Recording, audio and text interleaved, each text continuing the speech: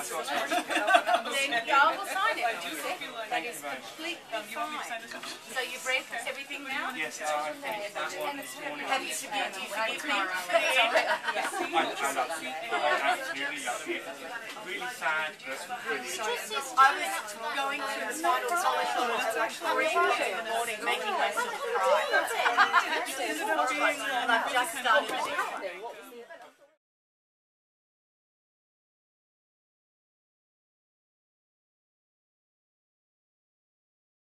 Mine's been fantastic.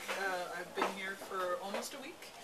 Got a chance to see and hang with family that I have not met more than a few times, and on top of that I have been all over the place and have really loved the heck out of it.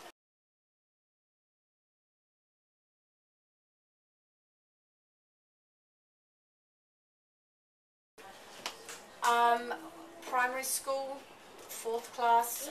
I don't remember how old that made me, because it's like last century. My school librarian put me onto C.S. Lewis, and that was it. Basically, she put me onto C.S. Lewis and Enid Blyton. So my love of crime fiction and fantasy fiction started with the Narnia series and The Secret Seven. And so that's my two favourite genres, and that's mainly all I've ever read in and continue to read in today. And then when I was old enough to understand what television was all about, I then fell passionately in love with all the Irwin Allen SF stories like Time Tunnel and Lost in Space and Land of the Giants and Voyage to the Bottom of the Sea, all that kind of stuff. So that's been my consuming story fodder my entire life. So it's Tom Swift, E.E. Dr. Smith, Andre Norton.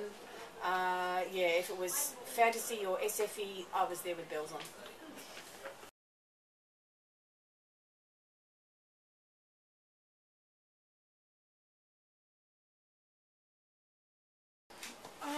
I would say that it actually predicts the future surprisingly well, I think. From what I've seen of fantasy, it ends up being a kind of allegorical or, I don't know, psychological tracking with current times and with our current fears and our future dreams, things that we're expecting to come down the pipe and things that we're kind of concerned about. For example, I've seen a lot of fantasy lately about the world turning really gritty and people having to really struggle to survive, and hey, surprise, recession. So I'm actually seeing that fantasy seems to be a good way to track with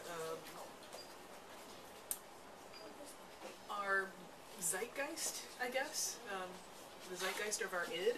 I think I'm mixing some psychological metaphors here, sorry about that. But so I think that it does a really good job with that. Our fears. It captures them, it parses through them, and it breaks them down in a form that we don't often even recognize, but also makes us feel better. So,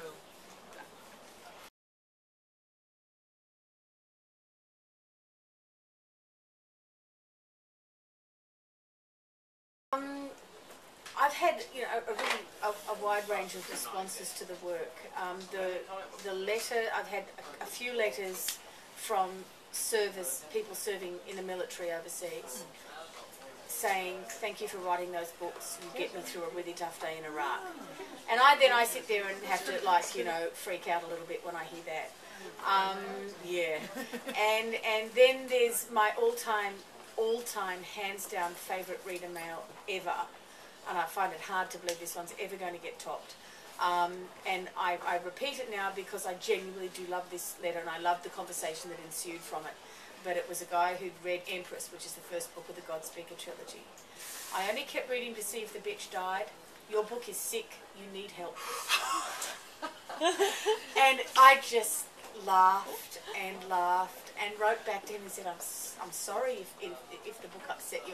I didn't mean, I hope you understand that just because I wrote this stuff, it doesn't mean I actually agree with what she did. And we ended up having a fabulous conversation about the impact of the book, and he said he finished the book and he finished the series and he loved it, but he was just quite taken aback by it. But that is hands down my favourite piece of reader mail ever, and I'm really tempted to put it on a t-shirt. Your book is sick, you need help, and it pretty much sums me up.